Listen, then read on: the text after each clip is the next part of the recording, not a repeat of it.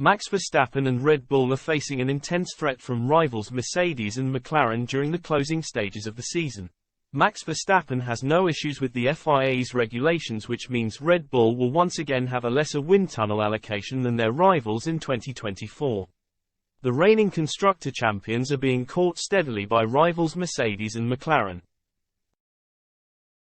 The three-time world champion finished the United States GP just 2 seconds clear of second-placed Lewis Hamilton, while Lando Norris has also shown race-winning pace at times since the summer break. Red Bull head into the final 4 rounds of the season with a 362-point advantage over nearest challengers Mercedes in the standings, but with several teams closing the gap in the development race, Verstappen could be looking over his shoulders heading into the 2024 campaign.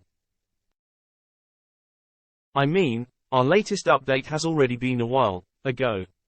Verstappen explained ahead of the Mexican GP. But yeah, clearly of course at the moment, they're catching and it's going to be interesting to see where everyone is going to be next year, the first race. But those are the rules, right?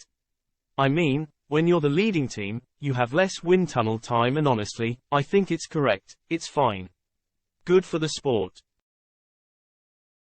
And time will tell of course how competitive we're all going to be next year. Verstappen was also in agreement with the way Mercedes are focusing their development efforts heading into next season. The Silver Arrows have struggled to fully understand the behavior of both the W13 and W14, but a move away from the zero-pod design concept in Monaco earlier this year has given the team some increased understanding.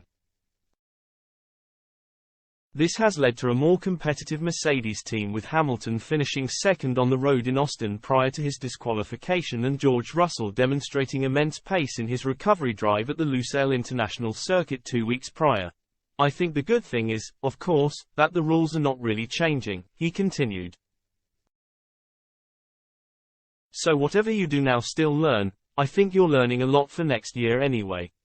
So it's not like you're focusing fully on this year and then suddenly you need to rebuild for next year. So I think it's absolutely correct what Mercedes is doing as well, to try and understand more of their car. For sure we are working on next year, but at the same time, of course, we're also trying to continue to improve our package that we've got at the moment.